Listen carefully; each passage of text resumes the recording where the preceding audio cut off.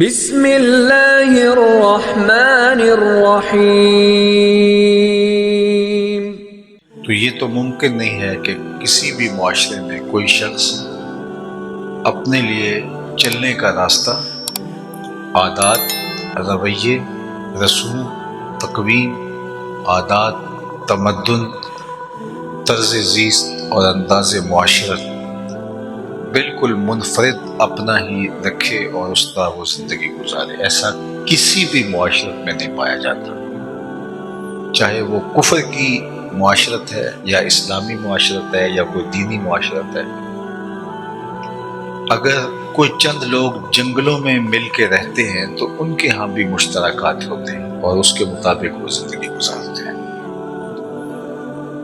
تو جب یہ طے ہے، انسانی طبع ہی ایسے ڈیزائن کی گئی ہے کہ یہ ایک دوسرے کو دیکھ کر کے اپنے روز و شب کے معمولات مرتب کرتا ہے، تو پھر اس کو بہترین، کامل، اکمل اور مکمل اور خوبصورت نمونہ جو زندگی گزارنے کا بتایا گیا ہے وہ جناب رسالت مآب صلی اللہ علیہ وآلہ وسلم کا نمونہ زندگی ہے، جو اللہ کی منزل کردہ کتاب قرآن مجید کے بتائے ہوئے اسلوب کے، طریق کے، اس اتری ہوئی تھیوری کے عین مطابق عملی مشق ہے۔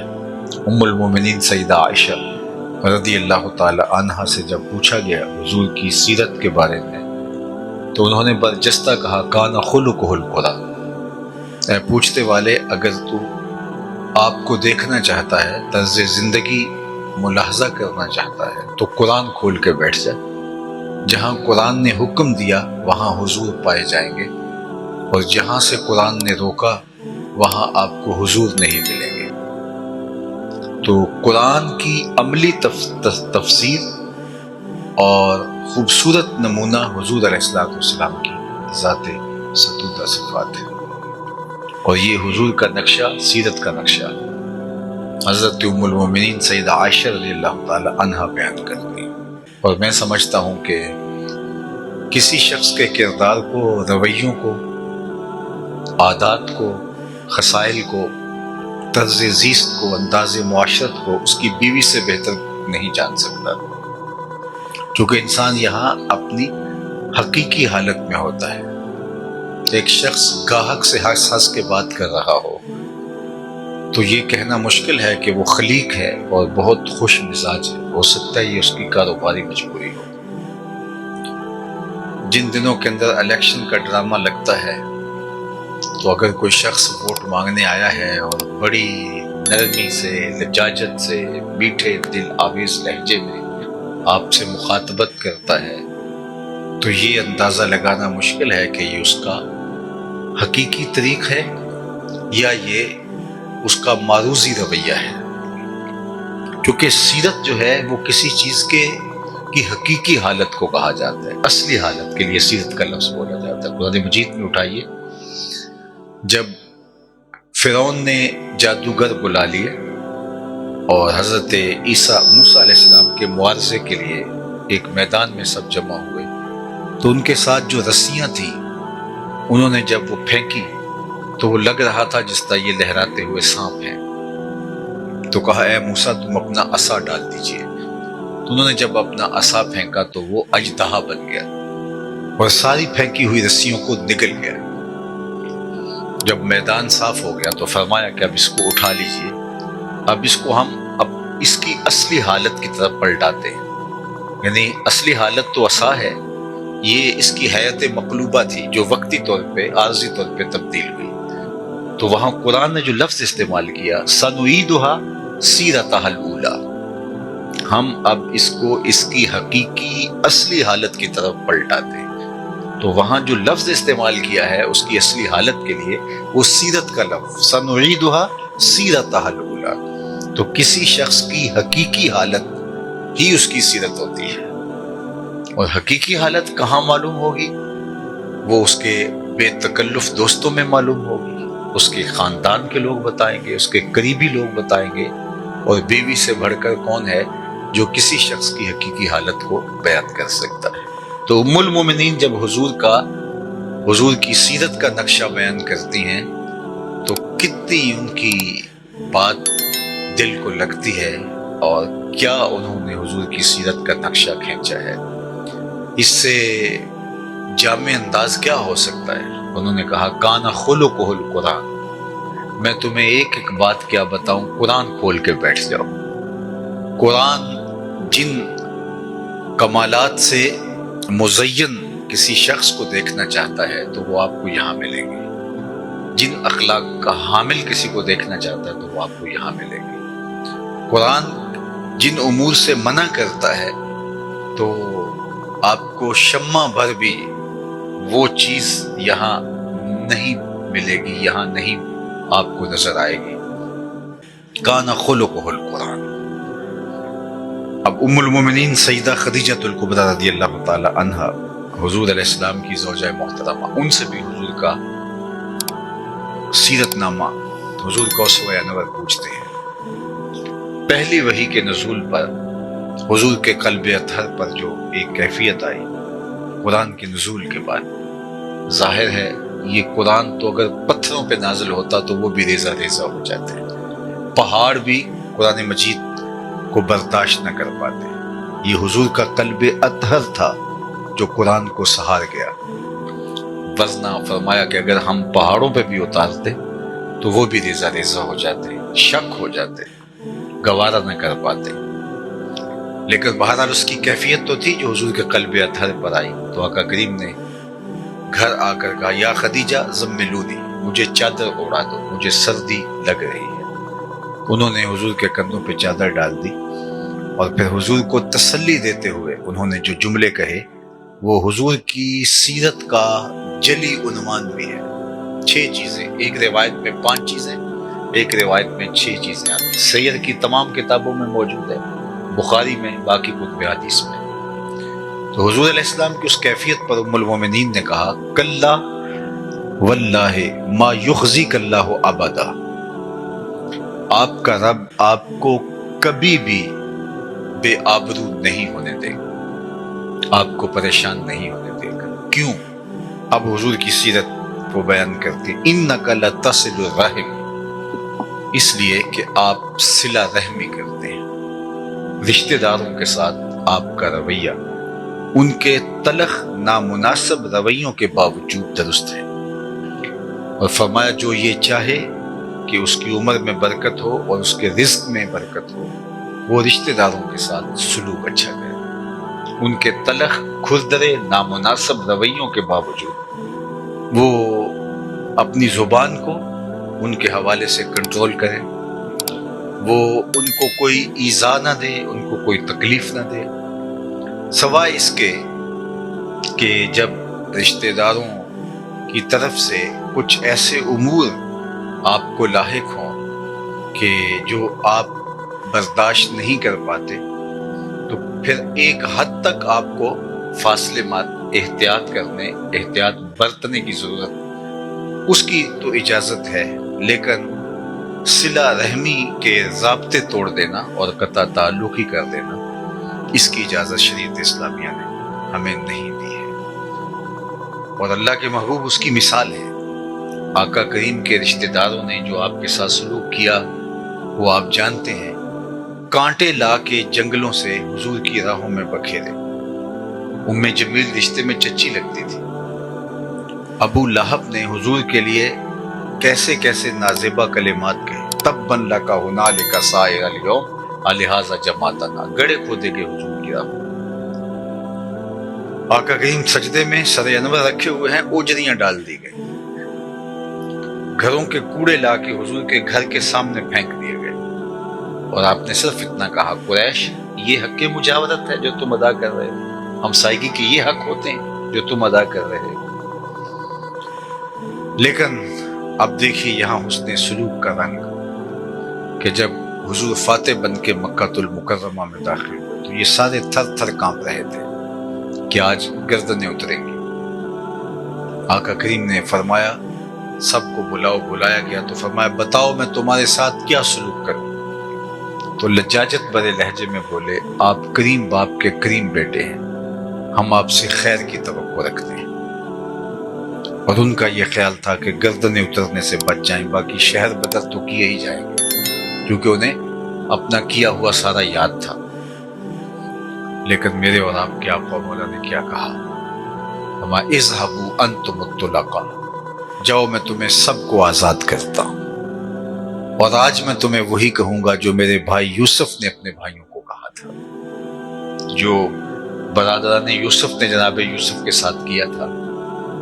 ذرا اس کا نقشہ، اس کا تصور بھی ذہن میں آئے تو انسان کپ کپا اٹھتا ہے کہ چاند جیسا بھائی کنویں میں پھینک دیا، پھر مالک ابن زغر کے ہاتھوں پھوٹی کوڑیوں کے عوض بیچ دیا، اور آج جب وہ عزیز مصر کے دربار میں کھڑے ہیں اور کہہ رہے ہیں کہ ہمارے ہاں غلہ نہیں ہے اور ہم بھوک سے، افلاس سے، فاقوں سے جان کی بازی ہار رہے ہیں، تو ہمارے اوپر صدقہ کیجیے، ہمارے اوپر مہربانی کیجیے۔ تو تب بولے حال علمتم ما فعلتم بیوسف، تمہیں یاد ہے کہ تمہارا ایک بھائی یوسف بھی ہوا کرتا تھا، تم نے اس کے ساتھ کیا سلوک کیا تھا؟ تو ان کے خیال میں تو یوسف ایک بھولی بستی داستان ہو گئی، اور واقعہ کنان کا ہے۔ عزیز مصر اور اس کی زبان سے یوسف کا تذکرہ، یہ کیسے جانتا ہے؟ اتنی تیزی کے ساتھ دماغی کوا حرکت میں آئے کہ عزیز مصر، وہ بچپن کی کہانی، 40-45 برس بیت گئے اس بات، اور یہ کیا بول رہے ہیں؟ اور پھر تصور میں معصوم یوسف کے خد و خال ابھرنے لگے، اور عزیز مصر کے چہرے کی مشابہت ان خد و خال سے ملتی ہوئی دیکھ کر کے کہا کہ آپ یوسف تو نہیں؟ کالا انا یوسف، ہاں میں ہی یوسف۔ اب حضرت یوسف پردہ گرا کے چلے جاتے ہیں، اور ہیجان کے اندر جو بھائی مبتلا ہوتے وہ ہیجان جان لیوا ہوتا، لیکن اب حضرت یوسف علیہ السلام نے کہا، جب عزیز مصر کے روپ میں کھڑے اور کہا میں ہی یوسف ہوں، اور یہ وہی تھے جنہوں نے اسی پاکیزہ وجود کو کنویں میں پھینکا تھا، اور آج یہ مصر کے تخت پہ بیٹھے ہیں اور بھائی سوالی بن کے حاضر ہیں۔ اور جب یہ ساری کہانی تشت ازبام ہوتی ہے اور انہیں سمجھ آتی ہے یہ تو جسے کنویں میں پھینکا تھا وہ یہاں کھڑا ہے، تو اب ان کے اوپر کیا کیفیت گزری ہوگی؟ ان کو کوئی سزا نہ دی جاتی، صرف تھوڑا انتظار کروا لیا جاتا تو جان لیوا ثابت ہوتا۔ اس ہیجان انگیز لمحوں کو تھوڑی سی طوالت دے دی جاتی تو یہ ہارٹ اٹیک سے مر جاتے، یہ ہمارے ساتھ اب کیا ہونے والا ہے۔ لیکن کریم یوسف علیہ السلام کا مزاج دیکھیے، آپ نے کہا کہ میں تمہارے لیے اللہ سے دعا کرتا ہوں، لا تثریب علیکم اليوم، بے فکر ہو جاؤ، آج تم سے کوئی مواخذہ نہیں کیا جائے۔ تو کہا آج میں بھی تمہیں وہی کہتا ہوں جو میرے بھائی یوسف علیہ السلام نے اپنے بھائیوں کو کہا تھا۔ تو یہ حضور کی سیرت کا ایک عنوان ہے جو ام المؤمنین حضرت خدیجہ الکبریٰ بیان کرتی، اور یہ برجستہ بیان کیا، ظاہر ہے یہ حضور کی زندگی کا لازمی حصہ تھا، اور انہوں نے اپنی آنکھوں کے ساتھ رشتہ داروں کے ساتھ سلوک کرتے انہیں دیکھا تھا۔ دوسری بات جو ام المؤمنین نے حضور کے اوصاف کو بیان کرتے ہوئے فرمائی، وَتَحْمِلُ الْكَلَّةَ، اور جس کا کوئی بوجھ اٹھانے والا نہیں آپ اس کا بوجھ اٹھاتے ہیں۔ اللہ اکبر، اپنے لیے تو سارے جیتے ہیں، کمال اوروں کے لیے جینا ہے۔ انسان اشرف مخلوقات کیسے ہو سکتا ہے اگر وہ اس بنیادی نقطے سے ہی آگاہ نہ ہو؟ آپ نے کبھی درختوں کو بھی اپنا پھل کھاتے نہیں دیکھا ہوگا، اپنی چھاؤں میں درخت خود نہیں بیٹھتے، خود جلستے ہیں کڑکتی دھوپ میں، اور اپنی چھاؤں میں بیٹھنے والوں کو ہی ٹھنڈک اور آسودگی دیتے ہیں۔ آپ نے جانوروں کو اپنا دودھ پیتے ہوئے نہیں دیکھا ہوگا، اوروں کے لیے دان کرتے ہیں۔ تو وہ اشرف المخلوقات کاہے کا ہو سکتا ہے جو خود غرض اپنے لیے ہی جیتا ہے اور اوروں کے لیے کبھی اس کے دل میں کوئی ایسی آرزو بھی پیدا نہیں ہوئی۔ تو اشرف تبھی ہوگا جو اوروں کے لیے نافع ہوگا۔ خیر الناس من ینفع الناس، بہتر وہ ہے جو اوروں کے لیے بہتر ہے۔ تو فرمایا انک لتصل الرحم وتحمل الکلہ، جس کا کوئی بوجھ اٹھانے والا نہیں اس کا بوجھ آپ اٹھاتے ہیں۔ وتکسب المعدوم، اور جس کا کوئی کمائی کرنے والا نہیں، اس کی ضرورت آپ پوری کرتے ہیں، اس کے لیے آپ کمائی کرتے ہیں، اس کے لیے محنت آپ کرتے ہیں۔ ہم تو خود امیر بننے کے لیے اور امیر سے امیر تر بننے کے لیے، امیر تر سے امیر ترین بننے کے لیے دن رات ایک کیا ہوا ہے۔ لیکن جو کریم اور شریف لوگ ہوتے ہیں ان کی زندگی اس طرح کی نہیں ہوتی۔ وہ اللہ کی مخلوق کو راحت پہنچانے کے لیے، خیر بانٹنے کے لیے، لوگوں کے دکھ کم کرنے کے لیے جیتے ہیں۔ ہم تو صرف کھانے پینے، عیش و عشرت کرنے کے لیے، خاندان، شریکہ برادری، دوسرے لوگوں کو بتانے کے لیے کہ ہم بہت امیر ہو گئے ہیں، بہت اونچے چلے گئے ہیں اور تم حقیر اور کمزور ہو، ہم تو اسی چکر میں رہتے ہیں۔ لیکن جو انسانی قدروں سے آگاہ ہیں وہ ہمیشہ اس بات کا التزام رکھتے ہیں کہ اوروں کے لیے جیا جائے۔ اللہ اکبر۔ علماء نے لکھا کہ رزق کمانے کی 3 نیات ہیں جن کا استحضار ہونا چاہیے۔ اگر ان نیات کے استحضار کے ساتھ رزق حلال کمایا جائے تو وہ عین دین اور عبادت ہے۔ سب سے پہلا مقصد رزق کمانے کا اور نیت جس کا استحضار، جس کا جو ہے وہ یاد ہونا چاہیے، جو نیت جڑی ہو ہمارے رزق کے کمانے کے ساتھ کہ اپنے آپ کو سوال کی ذلت سے بچانا۔ اس لیے رزق کمایا جاتا ہے کہ میری ضرورتیں جو میرے ساتھ جڑی ہیں، اگر میں خود کماؤں گا نہیں تو مجھے ان ضرورتوں کو پورا کرنے کے لیے کسی کے آگے ہاتھ پھیلانا پڑے گا۔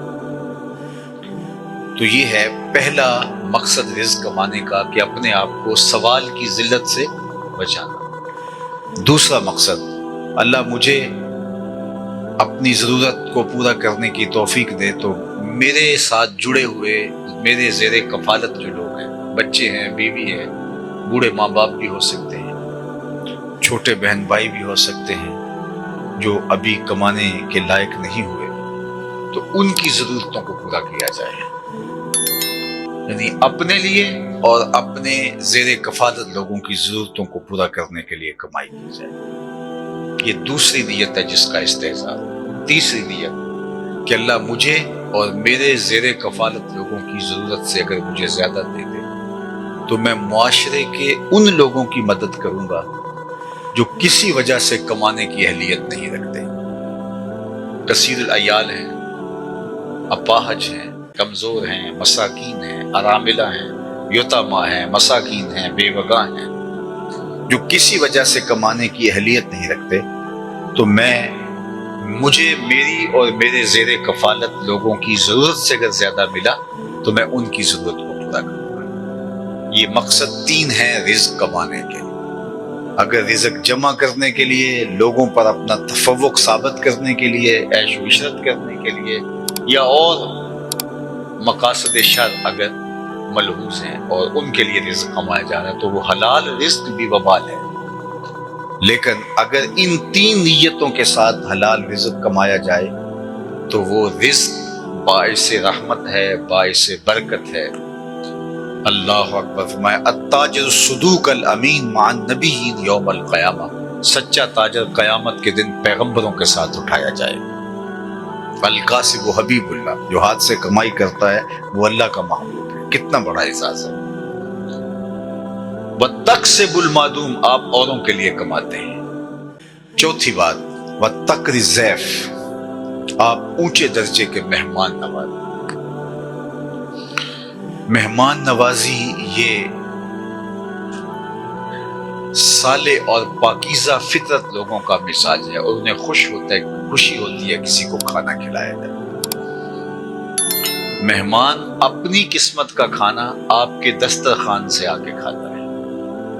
اپنی قسمت کا کھانا، آپ کی قسمت نہیں اٹھا کے لے گیا، اپنی قسمت کا کھانا آپ کے دسترخوان سے اٹھاتا ہے، رحمتیں لے کے آتا ہے، برکتیں چھوڑ کے جاتا ہے۔ اس لیے خوش دلی کے ساتھ مہمانوں کی مہمان نوازی کی جائے۔ من کان یؤمن باللہ والیوم الآخر فلیکرم ضیفہ، اللہ کے محبوب نے فرمایا جو اللہ اور پچھلے دن پر ایمان لاتا ہے اسے مہمان کی عزت کرنی چاہیے۔ اگر اللہ اور پچھلے دن پر مہمان ہے تو پھر مہمان کی تکریم اس ایمان کی علامت ہے، اس ایمان کی پہچان کا سبب اور ذریعہ ہے۔ ویسے بھی جو اہل اللہ ہوتے ہیں انہیں خوشی ہوتی ہے کسی کو کھانا کھلا کر، کسی کو لباس دے کے، کسی کی ضرورت کی تکمیل کر کے۔ آقا کریم علیہ السلام نے ارشاد فرمایا، مسجد نبوی میں 1 مہینے کے اعتکاف سے میں بہتر جانتا ہوں کہ کسی حاجت مند کی ضرورت کے لیے اس کے ساتھ 2 قدم چلا جائے۔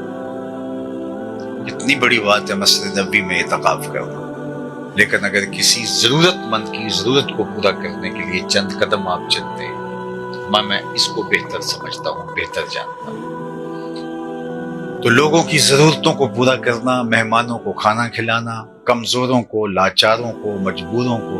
فقیر تو یہی کہتے ہیں کہ چولہا جلتا رہے۔ بابا بلے شاہ نے کہا تھا، اٹ کھڑکے دکڑ بجے تتا ہووے چولہا، آن فقیر کھا کھا جامن راضی ہووے بلا۔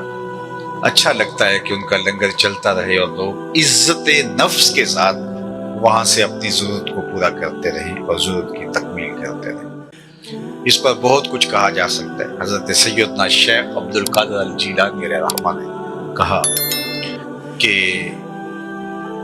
آدھا فقر بھوکوں کو کھانا کھلانا اور برہنہ بدن لوگوں کو لباس پہنانا ہے۔ باقی ریاستیں، چلے، محنتیں، شب و روز کی ثقافتیں اور دیگر جو امور ہیں وہ سب آدھے زمرے میں آتا ہے۔ آدھا فقر بھوکوں کو کھانا کھلانا اور برہنہ بدن لوگوں کو لباس پہنانا ہے۔ تو اللہ کے محبوب کا وصف نمایاں جو ام المومنین بیان کر رہی ہیں۔ اللہ اکبر!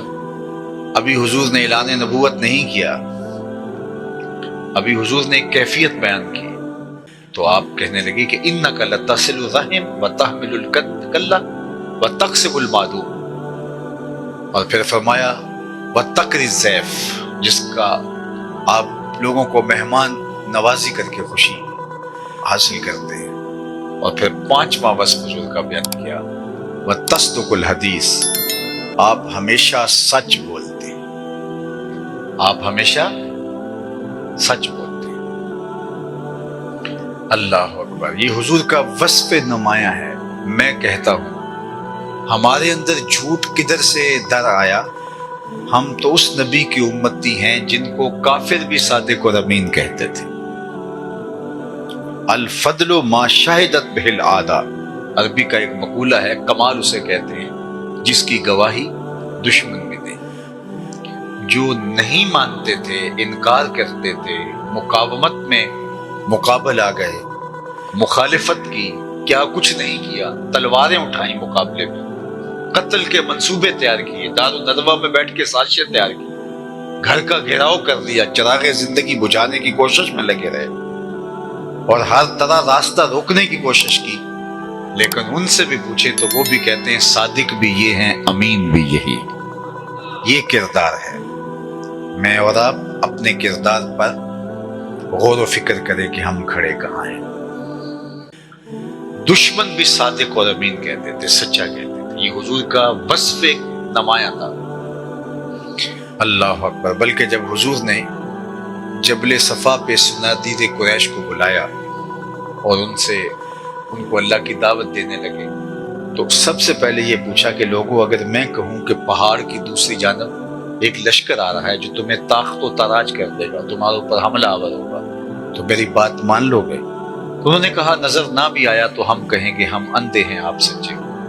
اس قدر آپ کی صداقت پہ یقین ہے۔ تو آقا کریم نے فرمایا اگر اتنا تمہیں میرے اوپر یقین ہے تو مان لو اللہ ایک ہے۔ میں اس وحدہ لا شریک کا پیغام لے کر آیا ہوں۔ یہ الگ بات ہے، وقتی طور پہ انہوں نے انکار کیا، لیکن سوچنے پہ مجبور ہو گئے، جو کل سچا تھا وہ آج بھی سچا ہے۔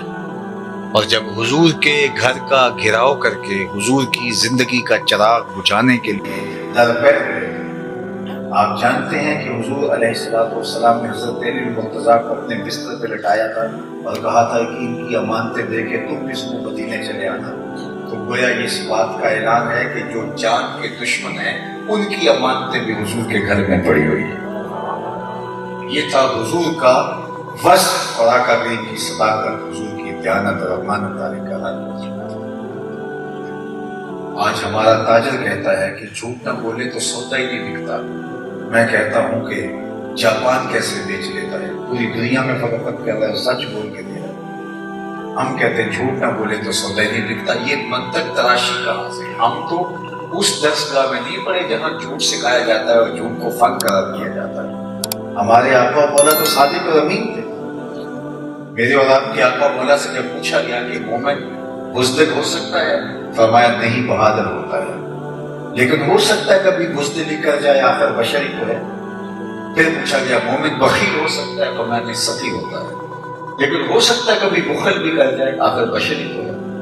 بلکہ ایک روایت میں آیا کہ جو اولاد ہے مبخلۃ مجبنۃ، اولاد انسان کو تھوڑا تھوڑا بخیل بنا دیتی ہے اور تھوڑا تھوڑا اس کو بزدل بھی بنا دیتی ہے۔ جب اولاد نہیں ہوتی تو انسان مشکل جگہ پر چھلانگ لگانے سے نہیں ڈرتا، لیکن اولاد ہو جائے تو وہ 100 بار سوچتا ہے کہ کوئی میرا انتظار کر رہا ہے۔ بڑا شاہ خرچ ہوتا ہے، لیکن اولاد ہو جائے تو پھر بچت کرنے لگ جاتا ہے کہ میری اولاد ہے اور ان کی ضروریات ہے۔ تو کہا اولاد تھوڑا تھوڑا بخیل بھی بنا دیتی ہے اور تھوڑا تھوڑا بزدل بھی بنا دیتی ہے، لیکن مومن کی فطرت کیا ہے کہ وہ بہادر ہوتا ہے، ہو سکتا ہے کبھی بزدلی کر جائے۔ مومن کی فطرت کیا ہے؟ وہ سخی ہوتا ہے، لیکن ہو سکتا ہے کبھی اس سے بخل بھی سرزد ہو جائے۔ یہ 2 باتیں حضور نے بیان فرمائی۔ تیسرا سوال حضور علیہ السلام سے کیا گیا، مومن جھوٹا ہو سکتا ہے؟ فرمایا جھوٹا نہیں ہو سکتا، یہ طے شدہ بات ہے، مومن ہو اور جھوٹا ہو یہ نہیں ہو سکتا۔ مجھے اور آپ اپنے ایمان کو، اپنی باطنی حالت کو پرکھنا ہے تو ہم اس زاویے سے پرکھ سکتے ہیں کہ ہماری زندگی میں کہیں جھوٹ تو نہیں ہے۔ اگر جھوٹ ہے تو پھر اندر کی دنیا لٹ چکی ہے۔ مومن ہو اور جھوٹا ہو یہ نہیں ہو سکتا۔ مومن کے ساتھ سچائی جڑی ہے اور سچائی ایمان کی علامت ہے، اور ہمارے آقا مولا نے جھوٹ سے اتنی نفرت دلائی۔ ایک دن ارشاد فرمایا الا انبئکم باکبر الکبائر، میں تمہیں بڑے بڑے گناہوں کی خبر نہ دوں؟ صحابہ نے عرض کی بلا، کیوں نہیں؟ حضور ارشاد فرمائی، فرمایا الاشراک باللہ، سب سے بڑا گناہ جس کی معافی بھی نہیں ہے وہ اللہ کے ساتھ کسی کو شریک ٹھہرانا ہے۔ پھر فرمایا وعقوق الوالدین، والدین کی نافرمانی کرنا۔ یہ 2 چیزیں حضور نے بیان فرمائی اور حضور بیٹھے ہوئے تھے اور ٹیک لگا کے بیٹھے تھے۔ تیسری چیز بیان کرنے لگے وجلس وکان متکئا، حضور ٹیک لگائے بیٹھے تھے اور پہلی 2 چیزیں ٹیک لگائے حضور نے بیان کی۔ اب تیسری چیز کی اہمیت کو اجاگر کرنے کے لیے حضور علیہ السلام نے ٹیک چھوڑی۔ حالانکہ پہلی جو 2 چیزیں ہیں ان کے حوالے سے بھی حضور نے اکبر الکبائر کہا، لیکن یہ تیسری وہ شے تھی جس کو بیان کرتے ہوئے حضور نے ٹیک چھوڑی اور پھر فرمایا الا وقول الزور، سن لو، اور وہ جھوٹ بولنا ہے۔ جو بڑے گناہ ہیں ان میں سے ایک جھوٹ بولنا ہے۔ پھر فرمایا الا وقول الزور، سن لو وہ جھوٹ بولنا ہے۔ پھر فرمایا الا وقول الزور، سن لو وہ جھوٹ بولنا ہے۔ ٹیک چھوڑی، سیدھے ہو کے بیٹھ گئے اور یہ بار بار فرما رہے ہیں، اور صحابہ کہتے ہیں کہ حضور بار بار فرما رہے تھے اور ہم آرزو کر رہے تھے کاش کہ حضور سکوت اختیار کرتے ہیں۔ حضور جو اہمیت بیان کرنا چاہ رہے ہیں وہ ہم سمجھ گئے، وہ بات ہمارے دل اتر گئی، لیکن اللہ کے محبوب نے ایک تو ٹیک چھوڑی، سیدھا ہو کے بیٹھے اور پھر ارشاد فرمایا الا وقول الزور، الا وقول الزور، الا وقول الزور، سن لو وہ جھوٹ بولنا ہے، وہ جھوٹ بولنا ہے، وہ جھوٹ بولنا ہے، وہ جھوٹ بولنا ہے۔ اب جھوٹ کی اتنی مذمت ہمارے آقا و مولا کریں اور ہم جھوٹ کو ایک معمولی فعل سمجھے، کوئی بات نہیں، چلتا ہے، اس دور میں فن ہے، جھوٹ کے بغیر زندگی کا پہیہ نہیں سکتا، لہٰذا ضروری ہے کہ زندگی میں جھوٹ بھی ہونا چاہیے، کاروبار میں بھی جھوٹ اور ملازمت میں بھی جھوٹ، تجارت میں بھی جھوٹ، حتیٰ کہ ہر شعبے میں جھوٹ ہی جھوٹ ہماری زندگی میں آگے بڑھ گیا، تو برکت کہاں سے؟ جہاں جھوٹ آئے گا وہاں برکت نہیں آئے گا۔ صحیح حدیث میں آتا ہے کہ جب کوئی شخص جھوٹ بولتا ہے تو اس کے منہ سے بدبو نکلتی ہے، جس کو عام لوگ تو نہیں سونگھ پاتے، لیکن اللہ کے نورانی فرشتے جو رحمت لے کے ہمارے گھروں میں آتے ہیں وہ اس کو سونگھتے ہیں اور اس بدبو کی وجہ سے 1 میل پیچھے آ جاتے ہیں۔ جو رحمت کا پارسل ہمارے گھر دینے آ رہے تھے، جھوٹ کی عفونت کی وجہ سے وہ 1 میل پیچھے چلے جاتے ہیں۔ اور جس گھر میں باپ بھی جھوٹ بول رہا ہو، ماں بھی جھوٹ بول رہی ہے، اولاد بھی جھوٹ بول رہی ہے، سب ایک دوسرے سے بھی جھوٹ بول رہے ہیں، باہر سے آنے والوں سے بھی جھوٹ بول رہے، دکان میں بھی جھوٹ بول کے آئے ہوں، فیکٹری میں بھی جھوٹ بول کے آئے، تو اس گھر سے تم بدبو کے بھگو کے اٹھے ہوں گے، تو فرشتے کتنے میل دور پیچھے ہٹ گئے ہوں گے۔ جو رحمت کی ڈلیوری ہمارے گھر دینے آئے تھے اور رحمت کا پیکٹ پکڑا ہوا ہے، پارسل پکڑا ہوا ہے، لیکن شہر سے باہر کھڑے ہیں، گلیوں میں تعفن بدبو اتنی ہے کہ وہ آگے آ نہیں پاتے، اور جب مسلسل رحمت ہم وصول نہیں کر پا رہے، فرشتے آ نہیں رہے، تو گھروں میں تو نسخیں پھیل گئی، ہم گھبرا گئے، اور پھر ہم سمجھا کہ کسی نے جادو کر دیا ہے، کسی نے تعویذ ڈال دی ہے، اور کسی نے بندش کر دی ہے، اور پھر بھاگے عاملوں کے پاس۔ عامل تو ٹھیا لگا کے بیٹھا اسی کام کے لیے تھا، اس کو تو ضعیف الاعتقاد اور روحانی امراض کے مارے ہوئے لوگ چاہیے تھے، تو اس نے کہا وہ تو ویلے سے آ گیا ہے، اگر نہ آتا تو یہ تعویذ چل جاتے تھے۔ ہاں لیکن اب اتنا ہوا کہ یہ تعویذ پرانے ہو گئے ہیں، اب سایہ بن گیا ہے، اب تجھے 16 منگل آنا پڑے گا، 15 اتوار آنا پڑے گا، کالا بکرا لانا پڑے گا، اور اس کا بھی ڈیرا چل گیا، اور مرد بھی جا رہے ہیں، خواتین بھی جا رہی ہیں، کس لیے؟ اپنے گھر کی نحوست ختم کرنے کے لیے۔ اور نحوست کی وجہ کیا ہے؟ جو رحمت کا پارسل لے کر آنے والے فرشتے تھے وہ گلی سے باہر کھڑے ہیں، ہم ان کو راستہ نہیں دے رہے، اور جا رہے ہیں 16 منگل، 17 منگل، 18 منگل، اور جو ہے وہ جا کے اپنا مال بھی لٹا رہے ہیں، جس سکون کی تلاش میں ہیں، جس برکت کی تلاش میں، وہ پھر بھی نہیں مل سکا، اور الٹا اپنا عقیدہ بھی بگاڑ لیا، اور استغفر اللہ استغفر اللہ۔ بعض خواتین تو عزت بھی لٹا بیٹھتی ہیں، ایسے مسخرے لوگ عاملین کے روپ کے اندر پائے جاتے ہیں۔ میں یہ نہیں کہتا کہ سارے عامل غلط ہیں، کوئی 1000 میں سے ایک اچھا بھی ہوگا جو وضع بھی شریعت کی مطابقت میں رکھتا ہے، اور اللہ اس کے رسول سے ڈرنے والا ہے، خشیت الہی کا جذبہ اس کے سینے میں موجود ہے، اور اللہ اور اس کے رسول کے بتائے ہوئے احکام کے مطابق زندگی گزارتا ہے، اور شریعت نے ہمیں جو بیماریوں کے، روحانی امراض کے علاج کا طریق بتایا ہے، احادیث میں آیا ہے، قرآن مجید کی جو صورتیں ہیں ان کے ذریعے سے علاج کرتا ہے، اور لوگوں کو خیر کی، نیکی کی تلقین کرتا ہے۔ کوئی ایسا بھی مل جاتا ہے، اگرچہ بہت کم ہے، لیکن میں عمومی بات کر رہا ہوں کہ یہ جو عاملین جو ٹھیے لگا کے بیٹھے ہیں، بہت سارے تو ایسے ہیں جنہیں غسل کا طریقہ بھی نہیں آتا ہوتا، اور آئے دن اخبارات میں سٹوریاں چھپتی رہتی ہیں، اور آپ پڑھتے رہتے ہیں، خبریں آتی رہتی ہیں، اور آپ کہتے ہیں کہ یہ کیا ہو گیا، وہ کیا ہو گیا۔ یہ سب کچھ ہمارے دائیں بائیں پھیلا ہوا ہے، اور اس کا سبب کیا؟ ان کو موقع کیسے ملا؟ جھوٹ کی وجہ سے ہمارے گھروں میں نحوست اتر آئی، برکت نکل گئی، اور نحوست ہی نحوست پھیل گئی، اور تعفن ہی تعفن پھیل گیا۔ رحمت کے فرشتے پارسل لیے باہر کھڑے، اندر آ نہیں رہے، اور ہم پھر الٹا ان لوگوں کا شکار ہو گئے، اور ان کا گھر تو چل گیا لیکن ہمارا گھر اجڑ گیا۔ آئیے میں اور آپ اپنی زندگی میں سچ کو لے کے آئیں۔ اللہ کے محبوب نے فرمایا الصدق طمانینہ والکذب ریبہ، سچ بولو گے تمہاری طبیعت میں اطمینان کا نور آئے گا، اور جھوٹ بولو گے تمہارے پاس دولت کی کثرت بھی ہوگی تو پھر بھی بے چین اور عدم اطمینان کا شکار ہوگی۔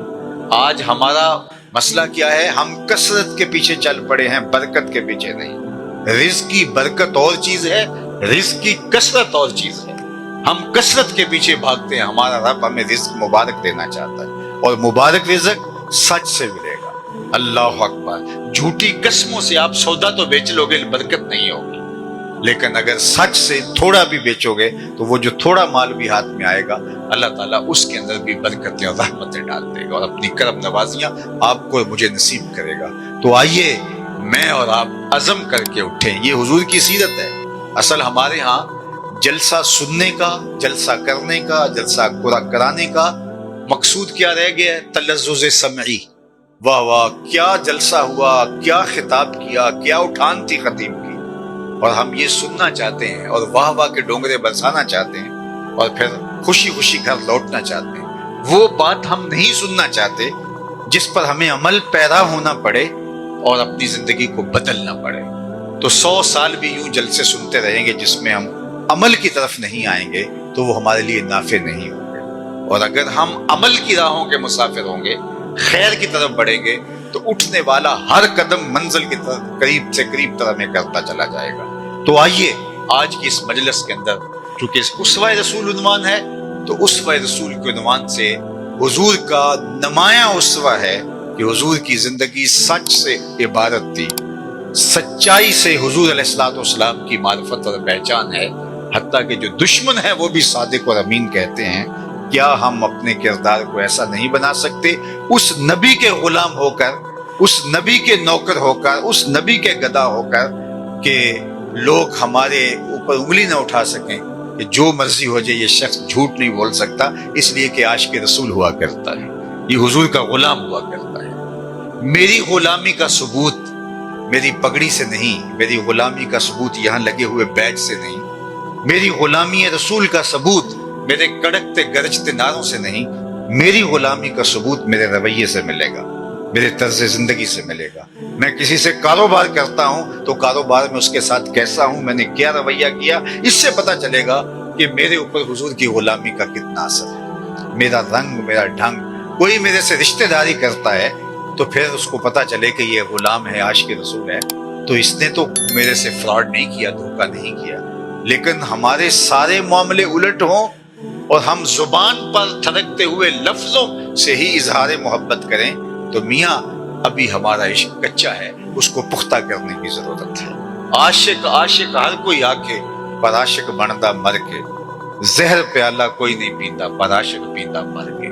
اگر عشق کا دعویٰ کیا ہے، محبوب تو حکم بڑی دور کی بات ہے، محبوب کی تو منشا کو بھی عاشق سمجھتا ہے، یعنی محبوب چاہتا کیا ہے۔ جو محب خالص ہوتا ہے اس کو محبوب سے پوچھنا نہیں پڑتا کہ آپ کی چاہت کیا ہے، اسے محبوب کی مرضی کا پتہ ہوتا ہے کہ محبوب کی چاہت کیا ہے۔ مدینہ المنورہ کی ایک گلی سے حضور علیہ السلام گزر رہے تھے اور ایک مکان بن رہا تھا جو طرز تعمیر حضور کو کسی وجہ سے پسند نہیں تھی۔ رکے اور پوچھا یہ مکان کس کا ہے؟ کہا فلاں انصاری کا۔ حضور گزر گئے، کسی نے جا کے اسے بتایا کہ حضور گزرے تھے، تیرے مکان کو دیکھا تھا، چہرے پہ پسندیدگی کے آثار نہیں آئے، شاید پسند نہیں آیا حضور علیہ السلام۔ اس نے کہا اچھا، کہا ہاں۔ اس نے کدال پکڑی اور اس مکان کو زمین بوس کر دیا۔ 2-4 دن کے بعد آقا کریم علیہ الصلوۃ والتسلیم کا دوبارہ گزر ہوا تو وہاں ملبے کا ڈھیر پڑا ہوا تھا۔ تو آقا کریم نے فرمایا صحابی کو بلاؤ، بلایا گیا، کہا میں گزرا تھا، تیرا مکان دیکھا تھا، آج ملبے کا ڈھیر دیکھ رہا ہوں، کیا ہوا؟ عرض کی حضور میں نے گرا دیا۔ فرمایا کیوں؟ عرض کی سنا تھا آپ کو پسند نہیں، سنا تھا آپ کو پسند نہیں۔ میں اور آپ سر سے لے کر پاؤں تک دیکھیں ہمارا کیا کیا حضور کو پسند ہے، اپنی وضاقتہ سے لے کے لباس تک دیکھیں ہمارا کیا کیا حضور کو پسند نہیں، اپنے عقیقے سے لے کر ولیمے تک دیکھیں ہمارا کیا کیا حضور علیہ السلام کو پسند ہے، اپنے طرز زندگی، انداز معاشرت، امور سیاست، انداز زیست کو دیکھیں ہمارا کیا کیا حضور کو پسند نہیں۔ لیکن اگر ہم کہیں کہ مرضی ہم اپنی کریں گے لیکن ہم سے بڑا عاشق رسول کوئی نہیں، تو میاں یہ سوچنے کی ضرورت ہے۔ بندہ جس سے محبت کرتا ہے اس کی اطاعت کرتا ہے، وہ تو ایسا حکم بھی دے دے جس کا بجا لانا ممکن نہ ہو تو محب یہ نہیں پوچھتا یہ کیسے ہوگا، وہ تیشہ اٹھاتا ہے اور کندھے پہ رکھتا ہے اور پہاڑ کھودنے نکل جاتا ہے۔ کہ محبوب نے کہہ دیا کہ پتھروں سے نہر کھود کے لانی، اور وہ بھی دودھ کی، حالانکہ پتھروں سے نہر دودھ کی کیسے کھود کے لائی جا سکتی ہے، لیکن فرحاد یہ نہیں سوچتا اور کوئی معترض نہیں ہوتا کہ یہ کیسے ہوگا، کہا محبوب نے کہا ہے تو میں کر کے گزروں گا۔ یار ایک خاتون کا عاشق تیشہ کندھے پہ رکھ کے نہر کھودنے نکل جاتا ہے جو ممکن ہی نہیں ہے، تو کیا نبی کا عاشق صرف باتوں سے عاشق ہوگا؟ عمل سے ثابت کرنا ہوگا کہ میں حضور کا عاشق۔ ایک صاحب تشریف لائے اور وہ ایک طویل سفر کے بعد، ایک مدت کے بعد آئے، انہوں نے حضور سے سلام عرض کرنا چاہا لیکن آقا کریم نے رخ پھیر لیا، تو جدھر رخ پھیرا تو ادھر سے جا کے سلام کیا، تو حضور نے پھر رخ پھیرا۔ اب سمجھ گیا کہ حضور ناراض ہیں، لیکن اسے یہ سمجھ نہیں تھی کہ ناراضگی کا سبب کیا ہے۔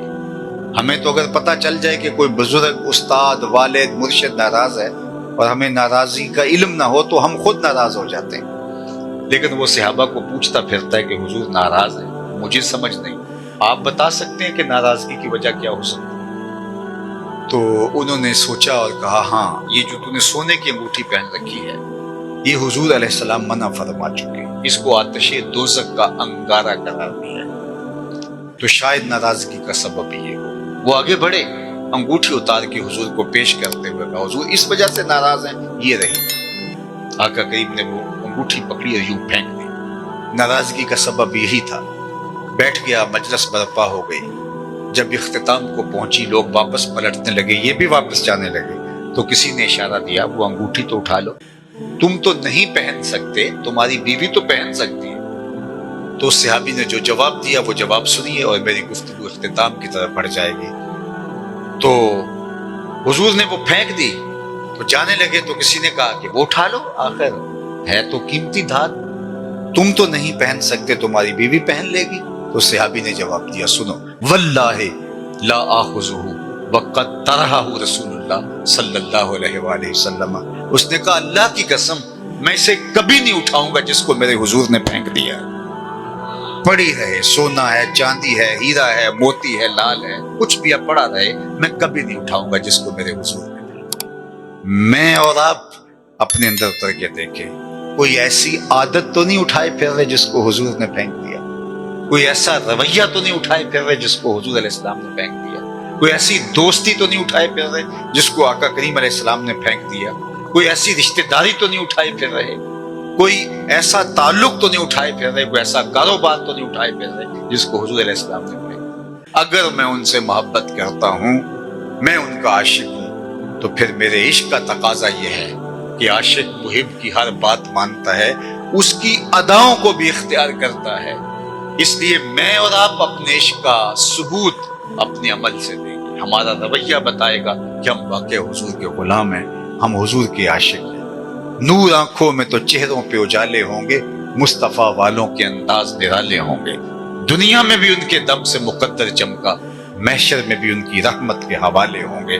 میں اگر یہ دعویٰ کرتا ہوں، میرے استادوں سے کسی نے پوچھا تو آپ نے فرمایا یہ نہ ہو کہ لوگ تمہیں پوچھیں کہ تم مسلمان ہوتے ہو، تمہیں بتانا پڑے کہ یہ دیکھو مذہب کے خانے میں اسلام لکھا ہے۔ آپ فرمایا کرتے تھے صاحب نہ کسی کو پوچھنا پڑے نہ تمہیں بتانے کی نوبت آئے، تمہاری وضاقتہ طرز زندگی انداز معاشرت ایسا ہونا چاہیے تم دور سے چلے آ رہے ہو، لوگ دیکھ کے کہیں وہ دیکھو حضور کا غلام آ رہا ہے۔ ہم اپنا ایسا انداز، ایسا طرز زندگی اور ایسا انداز معاشرت بتائیں۔ تو آئیے اسوہ رسول کے اس پاکیزہ عنوان کے ساتھ مجلس نور منعقد کرنے والوں، میں آپ کو مبارکباد دیتا ہوں۔ ادارۃ المصطفیٰ حلقہ، میں سمجھتا ہوں احباب کو مبارکباد دیتا ہوں کہ انہوں نے آپ کو دعوت دی، کئی دنوں سے محنت کر رہے ہیں اور آپ کو بلایا۔ اس کا مقصد آپ کو کوئی لطف انگیز گفتگو سنانا نہ ان کا مقصد تھا، اور شاید آپ اس لیے نہیں آئے۔ یہ 2% یا 1% بھی شاید اتنا بڑا شہر ہے، لیکن صرف اتنے لوگ جو میاں والی کا 1% یا 2% ہیں، یا شاید اس سے بھی کم ہو، صرف اتنے لوگ یہاں سے آج صرف ایک عزم کر کے چلے جائیں۔ میں آپ سے وعدہ نہیں لیتا، ہاتھ بھی نہیں اٹھواتا، عزم اپنے دل میں صرف اتنے لوگ جو میرے سامنے بیٹھے ہیں، اگر یہ عزم کر کے چلے جائیں یہاں سے کہ آج کے بعد ہم حضور کے عاشق ہیں، جھوٹ نہیں بولیں گے، تو کل سے دیکھنا آپ کا شہر بدلا بدلا دکھائی دے گا۔ لیکن اگر ہمارا یہ مقصد نہیں ہے، ہم نے سننا تھا اور چلے جانا تھا، تو وہ تو ہم ایک مدت سے سنتے آئے ہیں، آدھی زندگی گزر گئی ہے، باقی ہے، کسی کی بہت تھوڑی رہ گئی ہے، تو ابھی ہم نے تو پھر یوں تو پھر گزارا ہوتا رہے گا۔ میں اور آپ، ہمیں شعوری طور پہ علم ہے کہ جھوٹ برا ہے، دنیا کا ہر مذہب مانتا ہے کہ جھوٹ برا ہے، ہماری ماں کی تربیت ہے جھوٹ برا ہے، ہمارے باپ کی تربیت ہے جھوٹ برا ہے، ہمارے نبی صادق و نبی ہے، تو پھر ہم اس کو کیوں نہیں چھوڑ سکتے؟ ہم سمجھتے ہیں کہ جھوٹ چھوڑ دیا تو پتہ نہیں جو ہے وہ ہم کتنے نقصان اور مسالے میں چلے جائیں گے۔ جھوٹ بول کر کے اگر کوئی خسارہ بھی ہوتا ہے، فائدہ بھی ہوتا ہے، تو وہ فائدہ نہیں ہے، اور سچ بول کے کوئی خسارہ بھی ہوتا ہے تو وہ خسارہ نہیں ہے، کیونکہ جس عمل کے پیچھے اللہ کی رضا نصیب ہوتی ہے وہ خسارے والا عمل ہے، اور جس عمل کے بعد اللہ کی ناراضگی ہے اس کا دنیاوی فائدہ کچھ بھی ہو، وہ فائدہ کوئی معنی نہیں رکھتا۔ تو اللہ مجھے اور آپ کو حضور کے رسوائے دودھ کو اپنی روحوں میں اتارنے کی اور سچائی کے ساتھ جڑی ہوئی زندگی گزارنے کی توفیق دے. وآخر دعوانا ان الحمد للہ رب العالمین. اللہم صلی علی